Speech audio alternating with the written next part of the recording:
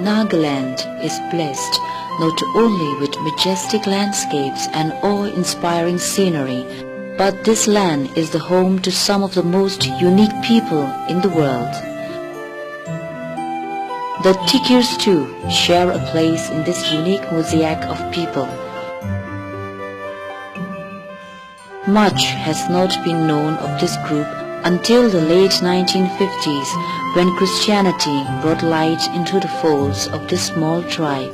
Therefore, even today, the cultural matrix under which they were born is very strong, and these cultural habits are all alive and actively practiced until now.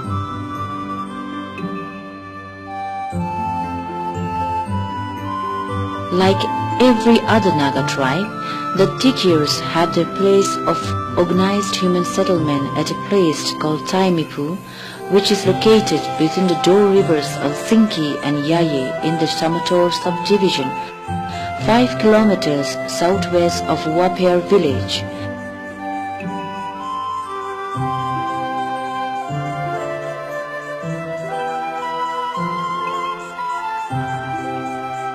The geographical and natural boundary of the Tikhir territory is contagious and stretches from Samator, Leomkang in the northeast till the Saramati ranges in the far southeastern sector. The Tikhir tribe is bordered by Myanmar in the east, the Kyamunguns in the north, Eastern Sangtums in the southwest, the Yimchungars in the northwest, and Puchurui in the south. The word Tikhir means dew people, meaning that they were the first settlers of the place as they brushed up the dewdrops and settled down.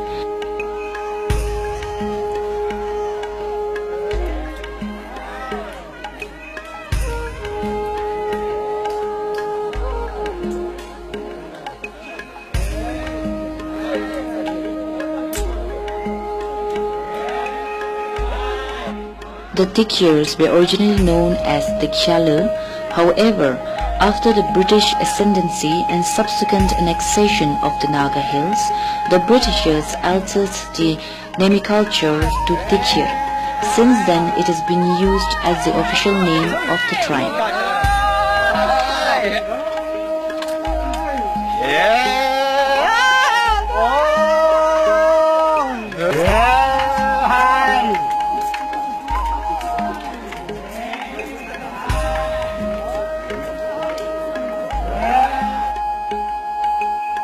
The Tikhirs have kept alive the indigenous customs and traditions of their forefathers, and nothing much has changed.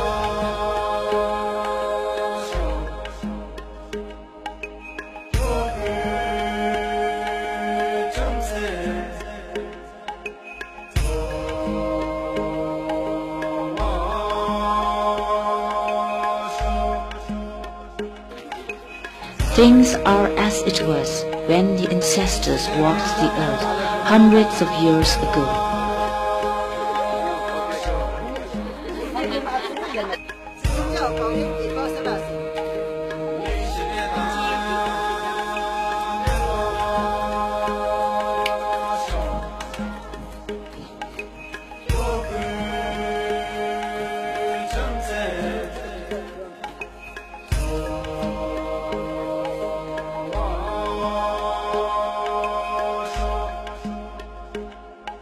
The cotton yarning, the grinding of grains on stones, the pounding of rice with songs, all constitute to make beautiful music, making one nostalgic and wishing that one were transported in time to the age of the great ones.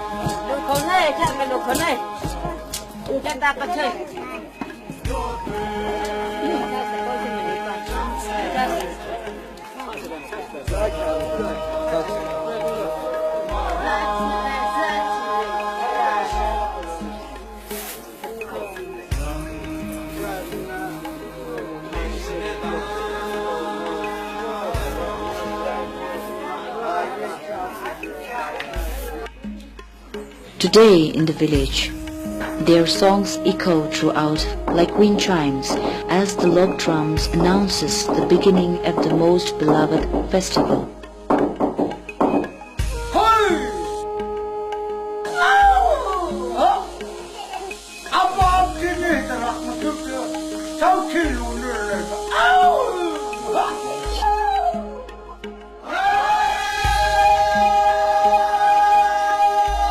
The Tsonglaknyi is celebrated every year from the 9th to the 12th of October.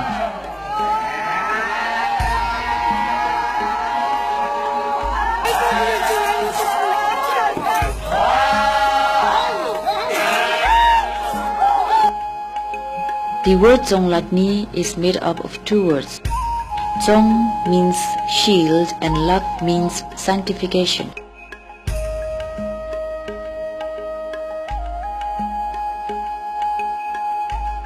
Tsonglaknyi basically is a festival of the sanctification of the shield. It also means sanctification of the weapons along with their wealth and valuable assets, as well as the purification of the menfolk before going out for head hunting.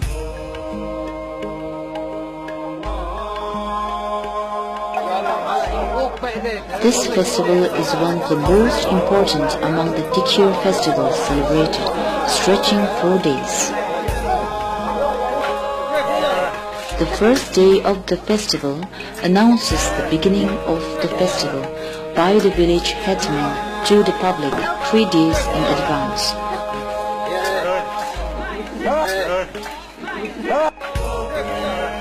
Once it is made known, everyone, young and old alike, come together at the Morum, relating tales of their adventure and heroic activities, sing folk songs, dance and do merrymaking.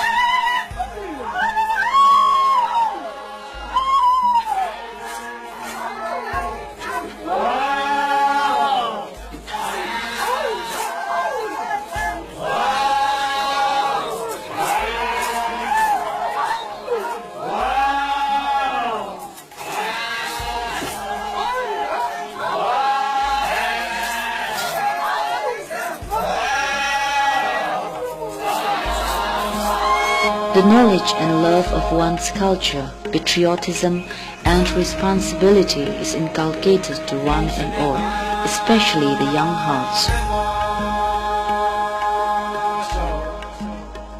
Morum was an institution of learning in the earlier days.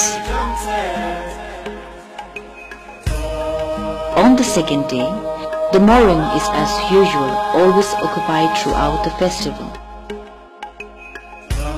The activities at the Morum continue, relating tales of adventure and heroism, singing of folk songs, dancing and merrymaking.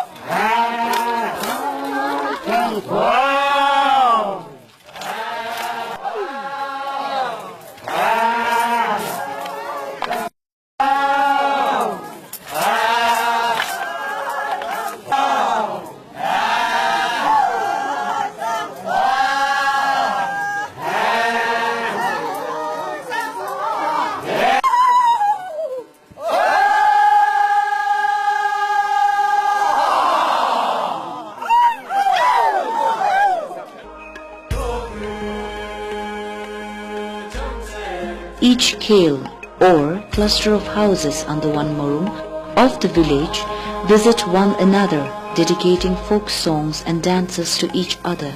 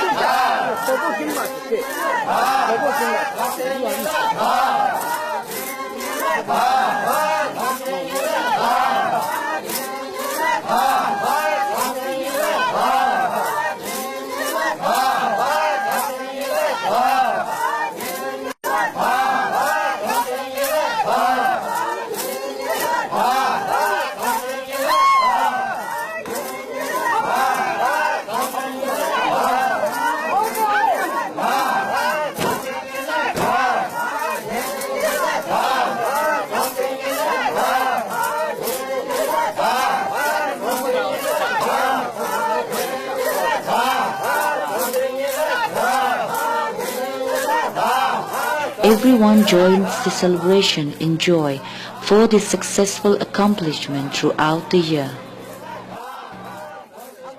The festival is spearheaded by the menfolk, or rather, it is a festival of the men.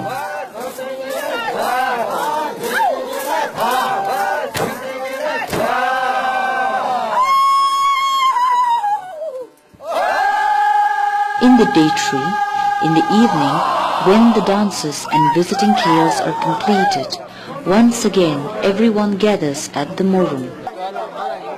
Around 5 or 7 warriors with full traditional attires are chosen for making bamboo cups.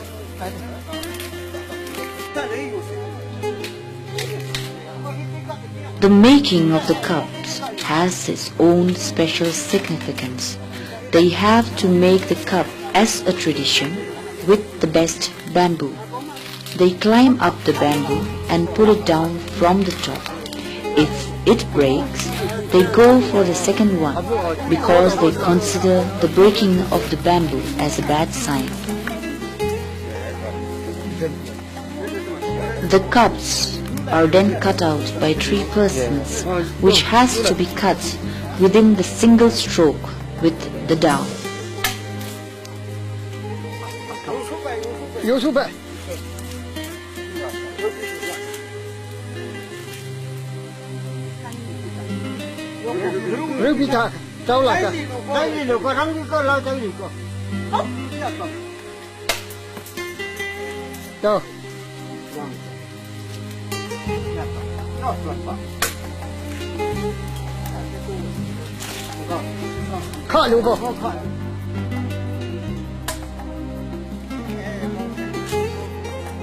After cutting, the mark is scrutinized.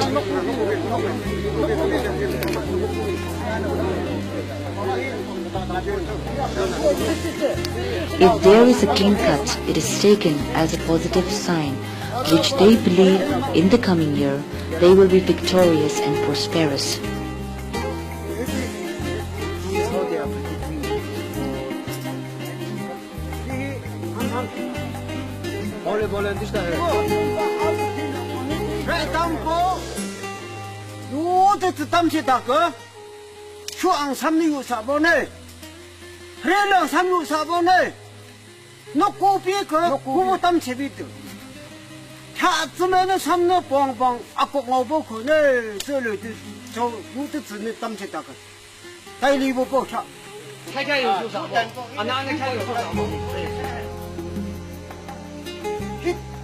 봉산이 자가 헬로드 뜻도 수사보 내유사보 남배몽우사보 수자네 이쪽다는 대시 아마 상 아스리로 수총보 지총보 정승관의 일이죠.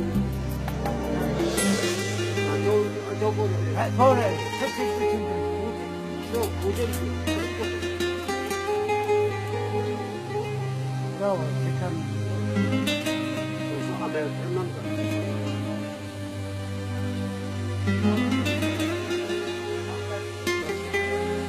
얼마나 빨리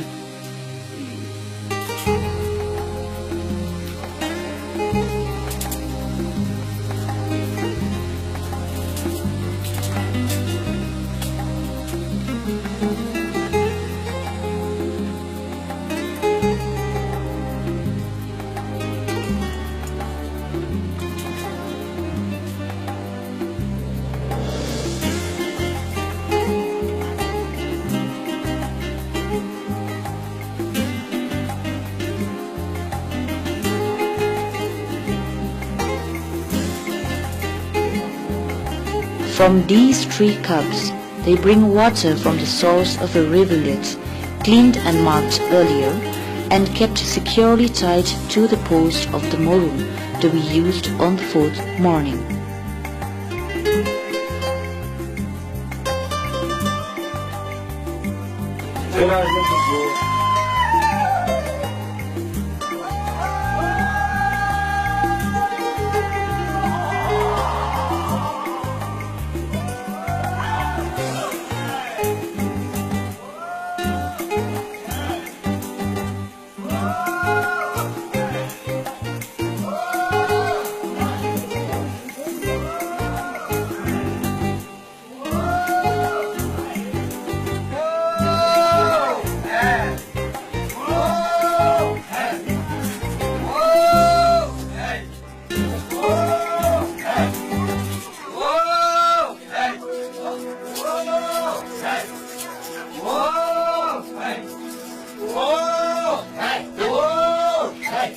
On the 4th day, in the early morning, all the menfolk gather their respective weapons at the morum, particularly the war shields, spears, dows, bows and arrows. They line them in a row to be sanctified by the village priest, or the oldest man in the village.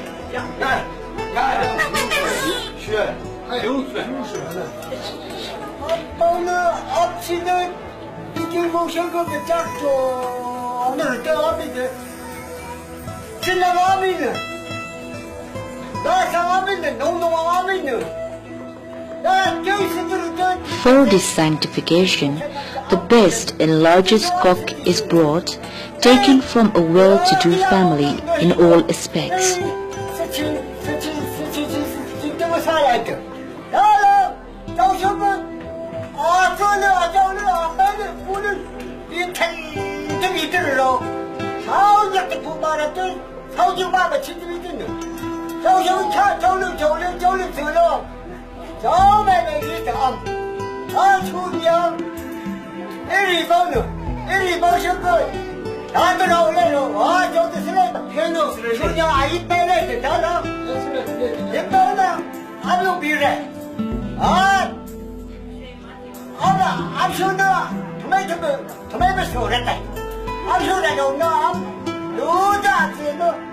The priest or the oldest man kills it, observing and studying the signs as it dies.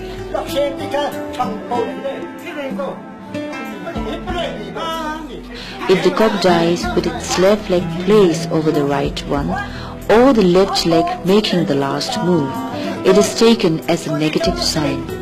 On the other hand, if the right leg covers the left, or the right leg makes the last move, it is taken as a positive sign.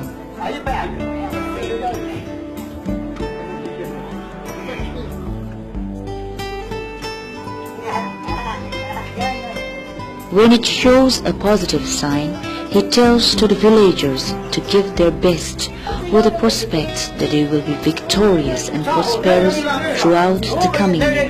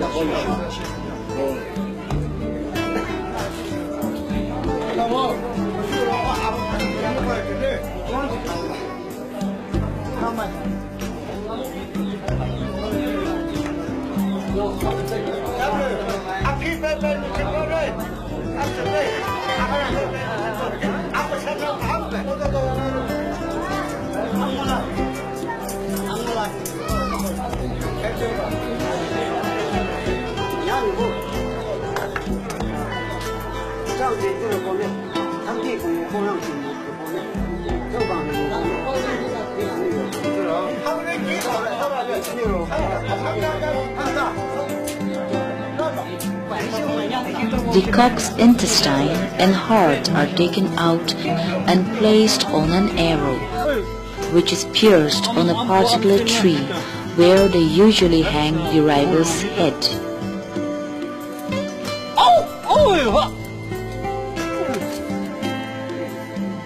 While doing this, the priest chants to let the rival spirits come and eat it and be their victims.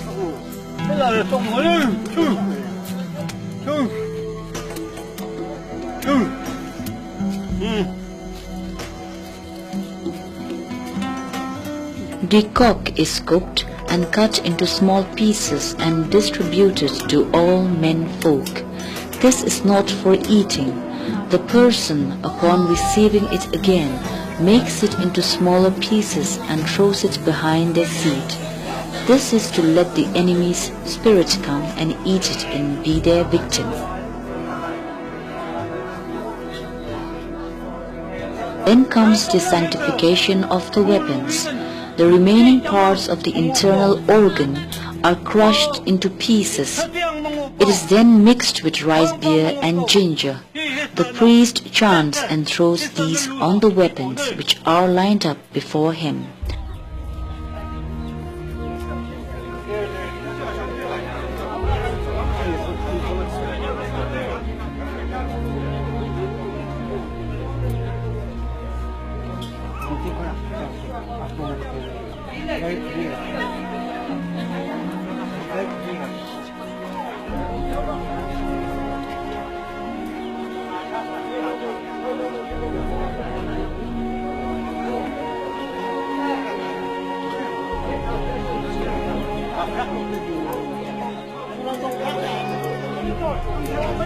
If any of the piece gets stuck on any of the weapons or a particular part, it is taken that the very owner will bring the rival's head or hunt an animal before long.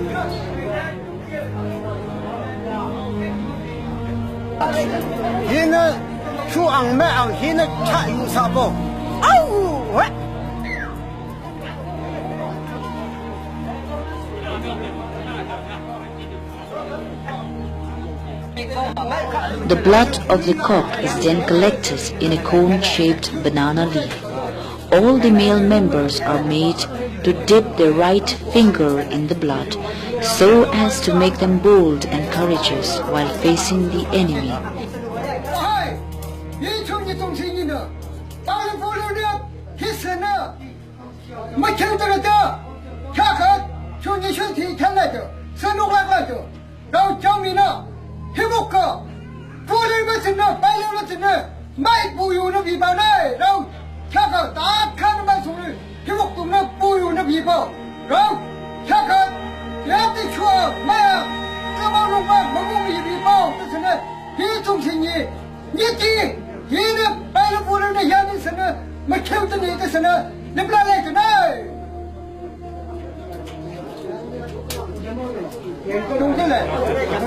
The dipped finger is then washed by the water brought from the bamboo cups. This is done so as not to let the evil befall upon them. All the rituals at the morum being completed, the priest gives out a victory call which is answered by the victory shout of the men folk. This victory shout signifies their preparedness for the coming year.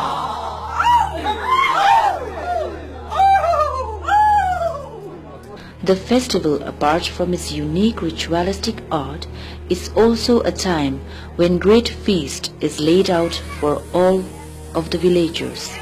It is a time when both young and old, poor and rich, join together in this celebration. The rich and well-to-do families invite the poor for lunch and give them gifts, thereby making merry together. It is also a time for reconciliation and also a time to retrospect and renew oneself. The elders are given due respect. This festival is celebrated in much fanfare, inviting friends from all walks of life. Large slices of pork are distributed to friends and well-wishers, especially to persons from other tribes. The festival is celebrated in the best way possible, a moment which is remembered for a long time.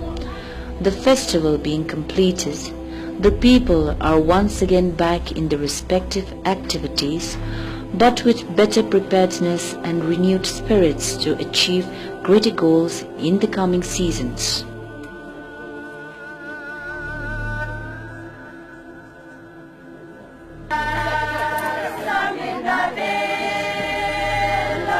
Just as only the men folk enjoy and participate in this festival, the women folk too celebrate a particular festival which is only for the women during the month of February. They are also given every opportunity to enjoy the pleasures of life and experience the wonders of the magic created during this festival.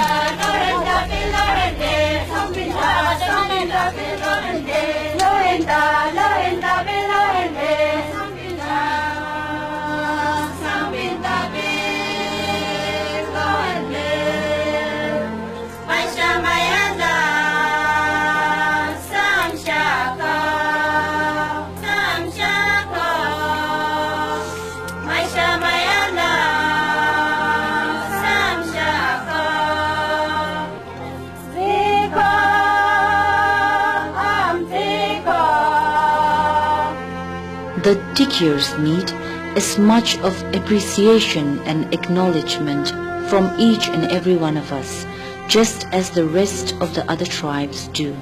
The Tikhirs too constitute and contribute to the rich culture of the Naga fabric, which makes Nagaland truly the land of cultural paradise.